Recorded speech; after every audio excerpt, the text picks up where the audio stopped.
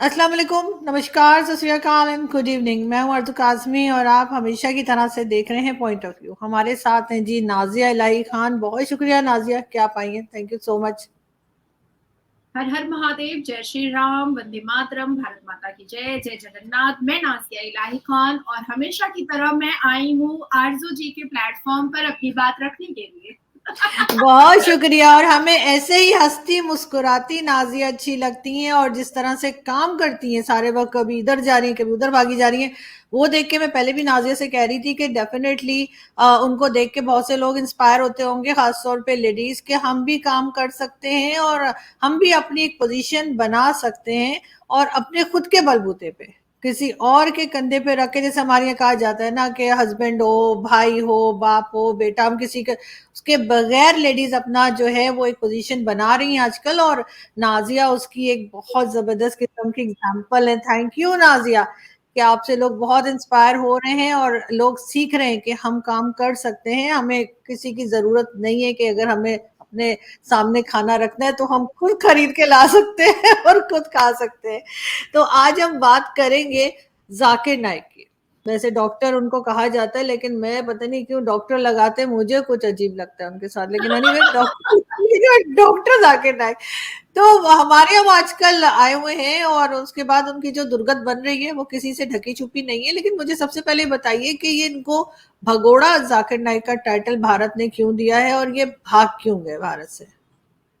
सबसे पहले तो मैं आपको आरजू जी ये बताऊं कि ये टाइटल सबसे पहले मेरा दिया हुआ था। मैंने नेशनल न्यूज पर सबसे पहले कहा था भगोड़ा आतंकी जाहिल नायक। सही। जी, उसके बाद वो इतना वायरल हो गया, इतना वायरल हो गया। And I feel very great कि अगर कोई व्यक्ति जो है अगर उसको वही नाम से पुकारा जाए तो बहुत अच्छा होगा। और मैंने जाकिर नायक का नाम रख दिया जाहिल नालायक। सही। And on a very serious note आरजू जी, हाँ। मुझे वो व्यक्ति पेडोफाइल लगता है। हम्म। मुझे वो व्यक्ति पेडोफाइल लगता है और मैंने देखा है कि उसको महिलाएं जो है ना वो सिर्फ बेड पर ही अच्छी लगती है। सवाल करती हुई महिला से वो बहुत नफरत करता है। काउंटर क्वेश्चंस करती हुई महिला से वो बहुत नफरत करता है। और शिक्षित जो वेल एडुकेटेड सेल्फ डिपेंडेंट महिला होती है उससे उसको हम्म। बहुत जलन होती है, बहुत हसद होती है। क्योंकि उसने तो कभी कोई काम किया नहीं है, कोई जॉब नहीं किया, कोई बिजनेस नहीं किया है। उसने आतंक फैलाने का काम किया है और चूरन बांटने का सबको काम किया है। वो एक जमाने से सबको चूरन बांट रहा है और चूरन चटा रहा है और उसी का वो पैसा कमा कमा करके अपनी लाइफ को लैविश कर रहा है। बहुत खूबसूरत मुद्दा आपने छेड़ा है। हालांकि जाकिर नायक शक्ल से बहुत बशक्ल है लेकिन मुद्दा बड़ा खूबसूरत है। और मैं उसकी एक चीज में जरूर, क्योंकि हर जगह तो ऐसे बात नहीं किया जा सकता है ना, तो मैं आपके साथ वो बहुत फ्री होकर के बात हम्म। कर लेती हूँ। एक तो वो जब वो बातें करता है ना तो उसके मुंह में जो थूक आता रहता है और वो ऐसे ऐसे करके साफ करता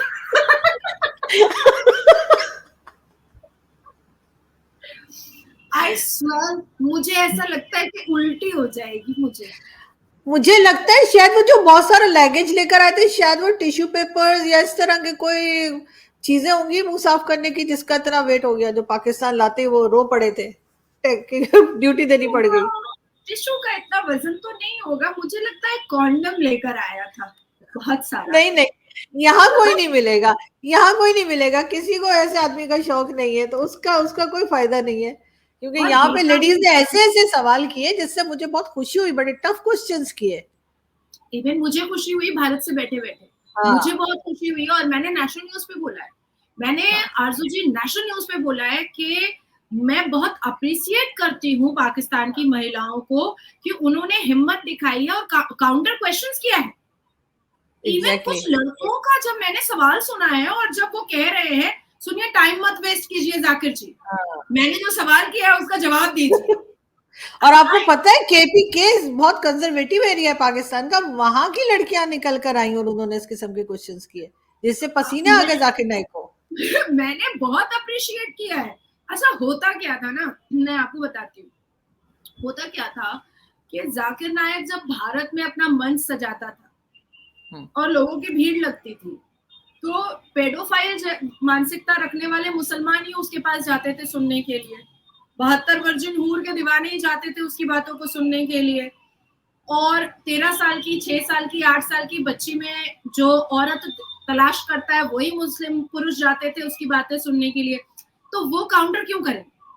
उनको तो उसकी बात में बहुत इंटरेस्ट मिल रहा है कि 12 साल 8 साल की यतीम बच्ची को देखो और कह दो गैर महरम है, हम बगल में नहीं खड़े होंगे, नहीं तो मेरे औजार में करंट लग जाएगा, साइड हो जाओ जल्दी से। अवार्ड नहीं देंगे उनको, बच्चियों को यहाँ पर तो अवार्ड देने से मना कर दिया। हाँ, तो क्योंकि वो पेडोफाइल है ना। हाँ, बच्चियों को देखने से उसके गुप्त अंग में करंट महसूस होता है, उसको करंट लगता है। लेकिन वो पाकिस्तानी फीमेल एंकर के साथ तो बैठा है, फिजा खान के साथ बैठा है, एयर होस्टेस के साथ, पाकिस्तानी एयर होस्टेस के साथ उसने फोटो खिंचवाया है, बहुत सारी पाकिस्तानी मिडिल एज की वुमेन औरतों के साथ उसने पॉडकास्ट किया है।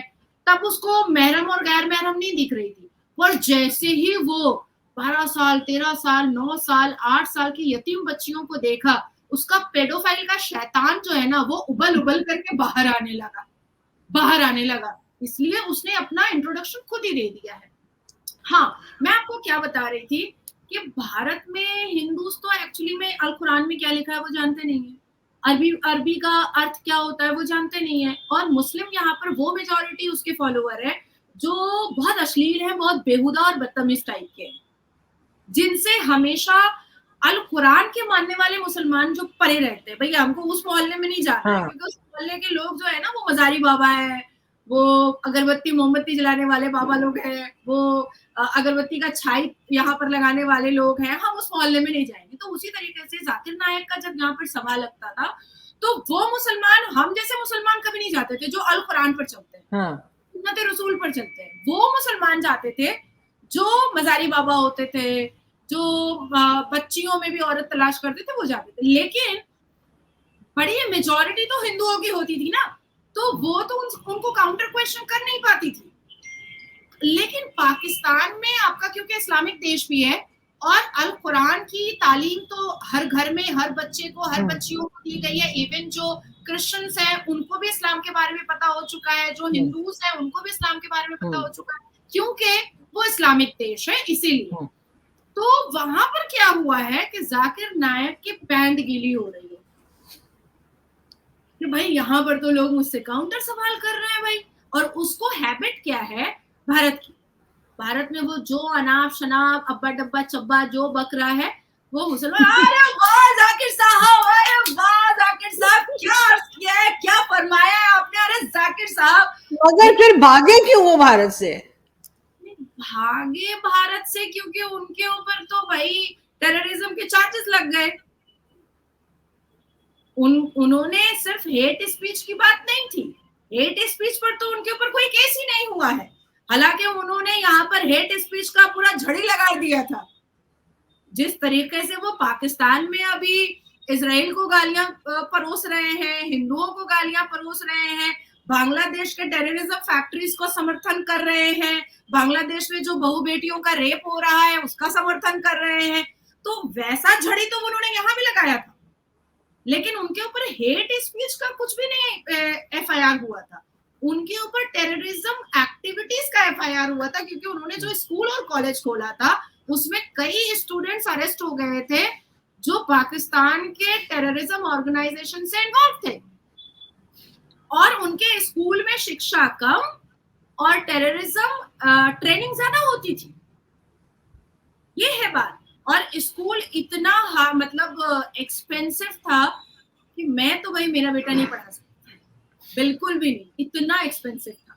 मगर नाजिया उनको सजा देने के बजाय या कोई कानून उनके ऊपर अप्लाई होता, उसके बजाय उनको निकल जाने दिया, भाग जाने दिया, ऐसा कैसे? देखिए भाग जाने नहीं दिया, कांग्रेस का एक अम्ब्रेला हमेशा आतंकियों के ऊपर रहा है, और दिग्विजय सिंह जी जो कांग्रेस के इतने बड़े मंत्री रहे हैं और कांग्रेस में उनकी तूती बोलती थी दिग्विजय सिंह, कांग्रेस के जमाने में दिग्विजय पूरे देश का समझिए सिपा सलार था, भारत देश का, और सोनिया एंटोनियो का काफी करीबी आदमी था, काफी करीबी आदमी था। और बहुत कम एज की लड़की से भी उसको शादी करना पड़ा था, क्योंकि उस लड़की को उसने मॉलेस्टेशन या इंटीमेट रिलेशन किया था, पैसे वैसे का पावर का लालच दे करके।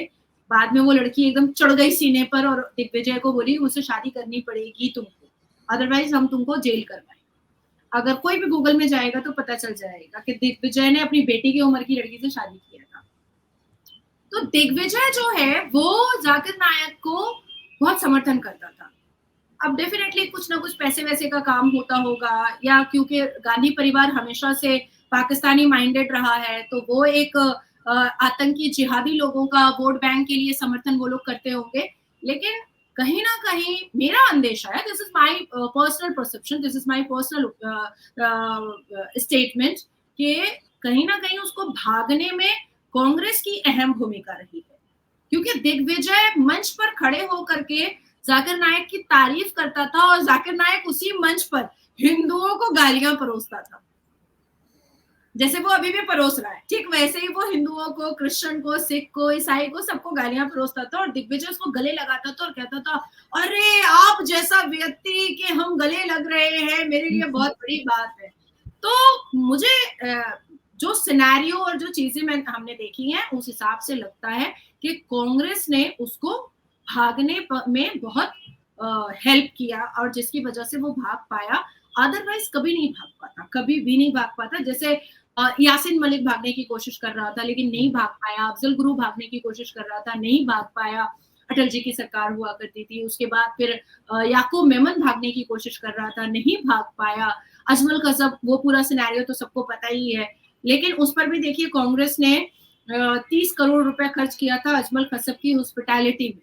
कांग्रेस ने उनको, अजमल कसब को जैसे आतंकी जिहादी को मुसलमान एडवोकेट दिया था कि तुम्हारी फीलिंग्स, तुम्हारे जज्बात को ये मुसलमान है तो समझ पाएगा कि तुमने क्यों गोलियां चलाई, तुमने लाखों लोगों को क्यों मृत्यु के घाट उतारा। तो जाकिर नायक कभी नहीं भाग पाता अगर भाजपा की सरकार। लेकिन जिस तरह की स्टेटमेंट्स यहाँ पर आते के साथ ही जाकिर नायक ने स्टार्ट की, खासतौर पे फीमेल्स को लेकर, कि अगर कोई फीमेल सिंगल है या उसने शादी नहीं की या नहीं करना चाहती तो वो जी बाजारू है, इस किस्म के वर्ड्स क्या भारत में भी बोला करते थे।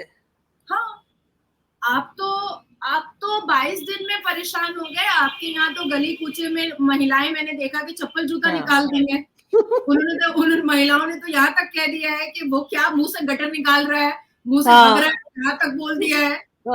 तो आप 22 दिन में परेशान हुए। हमने 2 डेकेड संभाला है जाकिर नायक को, वो हमारे कलेजे पे चढ़ करके दाल मूंगता था। अभी देखिए ना, हालिया में 5 दिन पहले नौमानी साहब ने, मैं कितनी तारीख की बात कर रही हूँ, 11 तारीख की बात कर रही हूँ, 11 अक्टूबर की बात कर रहे हैं, हाँ 11 अक्टूबर की बात कर रही हूँ मैं। नौमानी जो all India Muslim personal law board के बहुत बड़े मेंबर है भाई, उन्होंने कहा है कि मुसलमान बेटियां पढ़ने नहीं जाती हैं, अश्लीलता का नंगा नाच करने जाती हैं। और हमारे मुसलमान बेटे कौन से जमाने में रह रहे हैं ये लोग, कौन से जमाने में लोग रहते हैं? नौमानी का पूरा स्टेटमेंट आप सुनिए कि मुसलमान बेटे इतना पढ़ते लिखते नहीं है, तो ये बेटियां पढ़ के करेंगी क्या? ये स्कूल का बस्ता लेकर के जाती है और ओयो रूम में 9 साल की बच्ची अश्लीलता करती है। 9 साल की बच्ची पर इल्जाम लगाया है नौमानी साहब ने। तो हम तो सह रहे हैं, हम बर्दाश्त कर रहे हैं। अब नौमानी साहब के खिलाफ हम लोग अगर प्रदर्शन करेंगे तो हमारे ऊपर ही हो जाएगा भाई, कम से कम 50 FIR हो जाएगा। अब अगर मैंने नौमानी साहब नहीं बोला है, मुझे नौमानी को नौमानी नहीं बोल सकती, हालांकि उसने इतनी बदतमीजी वाली बात कही है। 9 साल की बच्ची के बारे में कहा है कि जो बड़ी बुजुर्ग औरतों को पता होता है सेक्स के बारे में, वो आजकल मुसलमान बेटियां 9 साल में जानती हैं। ये नौमानी बोला है अपने स्टेटमेंट में। तो अगर मैंने नौमानी बोल दिया तो बस भारत के मुसलमान या तो मेरा करने के लिए खड़े हो जाएंगे, या मेरी मॉब लिंचिंग होगी, या मेरे ऊपर FIR हो जाएंगे कि तुमने नौमानी साहब क्यों नहीं बोला।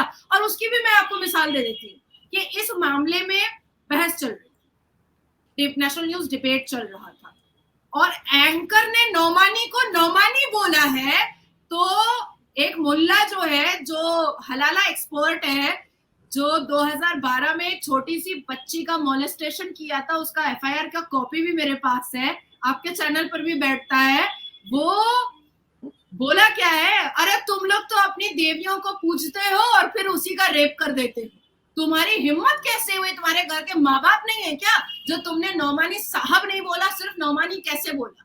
और वो जो मौलाना है जो आपके चैनल पर बैठता है, 2012 में वो एक छोटी सी बच्ची का मोलेस्टेशन किया था, जिसका एफआईआर का कॉपी मेरे पास है। मगर नाजिया, अगर हम बात करें जाकिर नाइक की, तो ये डॉक्टर जाकिर नाइक इतना पैसा कैसे बना लिया? आप लोगों ने डोनेशंस दिए, आप लोगों ने भी पैसा दिया होगा, जो इतना पैसा लेके कहते हैं जी मैं तो करोड़ों के घर में रहता हूँ, मैं तो करोड़ों की गाड़ी चलाता हूँ।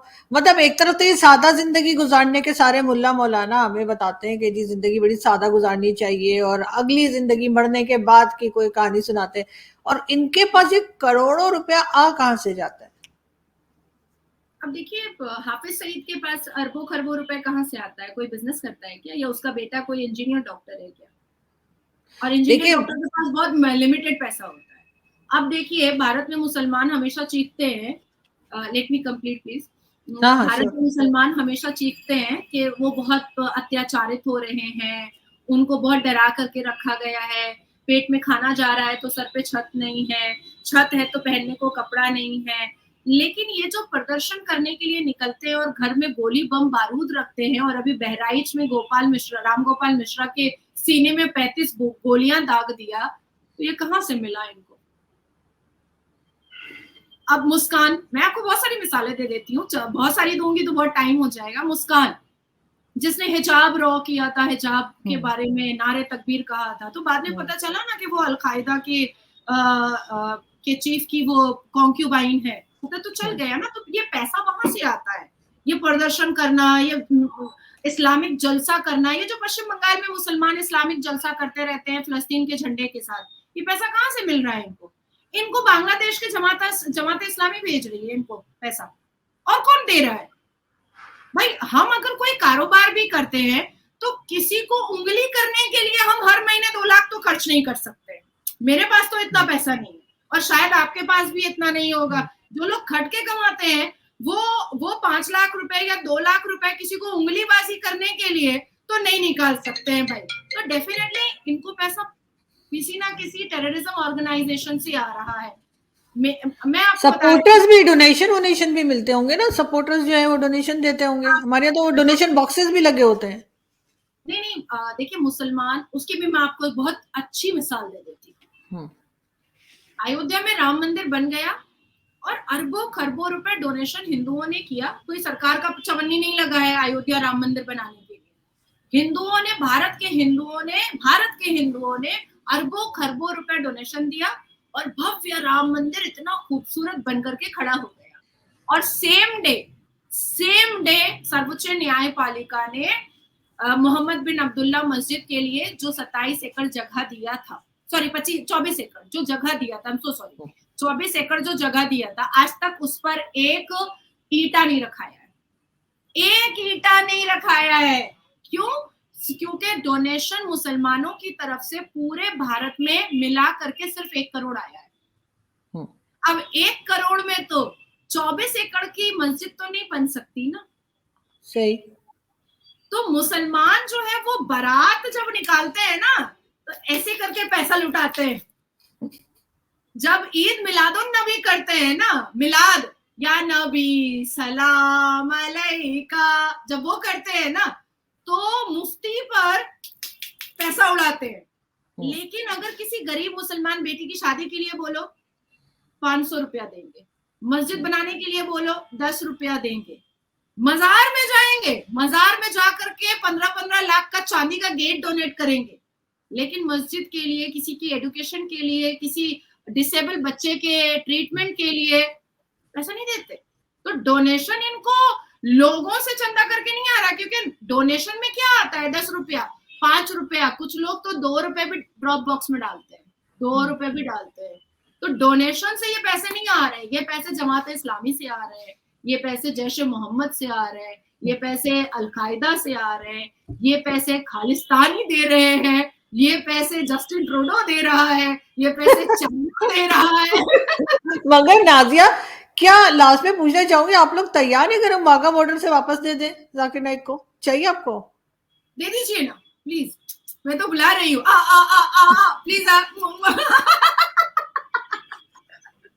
नहीं सीरियसली, भारत वापस लेने को तैयार, इसलिए कि वो हमसे मांगते रहते हैं ना, कभी नहीं ऑफिस से ही कहते दे हैं, दो, कभी देखिए क्या दे दो। तो सबसे पहले अगर हम जाकिर नाइक से बिस्मिल्लाह करें और कहें जी ले लीजिए, नहीं, तो क्या देखिए तैयार है? हमेशा आरजू जी, हमेशा बिस्मिल्लाह के बाद बरकतल्ला होता है। और हमारे यहाँ अभी दिवाली का बोनस चल रहा है, ठीक है, दिवाली का बहुत ऑफर चल रहा है हमारे यहाँ, by one get one free बहुत चल रहा है। तो एक जाकिर नायक के साथ एक हाफिज सईद फ्री में दे दीजिए हमें। सीरियसली आप लोग सीरियसली, तैयार है लेने के लिए? एकदम। बोलिए कब आना है वाघा बॉर्डर, बताइए, मैं आती हूँ। बिल्कुल, मेरा भी यही ख्याल है कि पाकिस्तान को जाकिर नाइक को बजाय वापस मलेशिया भेजने के भारत के हवाले कर देना चाहिए। नहीं नहीं, बहुत से प्रॉब्लम सॉल्व हो जाएंगे। और वही जैसे आप कह रही, साथ साथ हाफिज सईद भी दे देंगे, कोई बात नहीं, एक के साथ एक मुफ्त। मैं आरजू जी, इस पर मैं आपको बहुत सही इंफॉर्मेशन दे रही हूँ। मलेशिया अब जाकिर नायक को नहीं रखेगा। और वो, भाई हम तो कहीं जाते हैं तो 3000 केजी सामान लेकर नहीं जाते। एक महीने के सफर में अगर हम कहीं जाते हैं तो हम तो 3000 केजी सामान लेकर नहीं जाते हैं। मलेशिया से उसको कुत्ते की तरह लात मार करके भगा दिया जा चुका है, और उसामा बिन लादेन की तरह उसको तहखाने में रखा जाएगा 1 महीने के बाद, और चर्चा कर दी जाएगी पाकिस्तान के सामने कि वो चला गया। जो जाकिर नायक को ये पूरी दुनिया एक गेस्ट हाउस में रूम देने को तैयार नहीं है, उसको पाकिस्तान ने स्टेट गेस्ट बनाया है। मगर इंसल्ट भी तो कितनी की, आप देखें कि उनकी वो वैल्यू नहीं रह गई जो जनता ने पहले लोग समझा करते थे। जनता ने किया, और मैं अप्रिशिएट करती हूँ पाकिस्तान की जनता का कि उन्होंने करने की हिम्मत दिखाई, कि वो अगर गलत बोला है तो उन्होंने अपनी जुबान, अपना वोकल अंदाज दिखाया है। और इस कहीं ना कहीं हम भारत के लोगों को भी और मुस्लिम कंट्रीज को भी पता चला है कि पाकिस्तान इस्लामिक देश में जो युवा पीढ़ी है वो इस्लाम जानती है अच्छे से। ये हम लोगों को भी अब फील हुआ, नहीं तो हम लोग पहले यही सोचते थे कि अरे ये लोग इस्लाम भी नहीं जानता है, खाली बम गोली बारूद ही जानता है, लेकिन नहीं, अब हमारा भी कंसेप्ट क्लियर हुआ, हमारा भी जो इंक्लूसिवनेस था वो भी क्लियर हुआ कि पाकिस्तान की युवा पीढ़ी जो होती है उनको इस्लाम बहुत अच्छे से पता है, और काउंटर कर करके उसकी पैंट गीली करवा रहा है।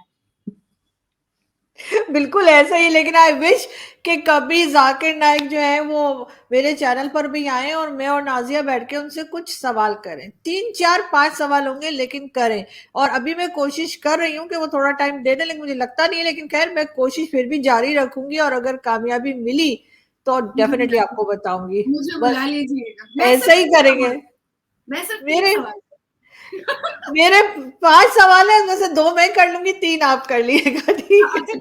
नहीं मैं 2 कर लूंगी क्योंकि प्लेटफॉर्म आपका है, तो 2 मैं कर लूंगी, 3 आप कर लेना। बिल्कुल ऐसा ही है। तो देखते हैं, जाकिर नाइक साहब को हम दोनों की तरफ से चैलेंज है कि अगर वो सिर्फ 5 क्वेश्चंस के लिए हमारे चैनल पे आ सकते हैं तो आ जाए, और अगर डरते हैं, भाग जाना चाहते हैं, तो फिर भाग जाए, यही हो सकता है। बहुत शुक्रिया नाजिया। तो है ही है, ये तो समझ में आ ही चुका है, हाँ। जहां पर भी उसका भेद खुलने लगता है, हिजाब खुलने लगता है, वो वहां से भाग जाता है। तो उसका नाम एक्चुअली में डॉक्टर जाकिर नायक नहीं है, उसका एग्जैक्ट नाम जो है वो भगोड़ा जाहिल नालायक है। और मेरा और आरजू जी का जो भगोड़ा जाहिल नालायक को चैलेंज है कि अगर हिम्मत है पिछाड़ में तो आओ हमारे साथ आओ, बैठो।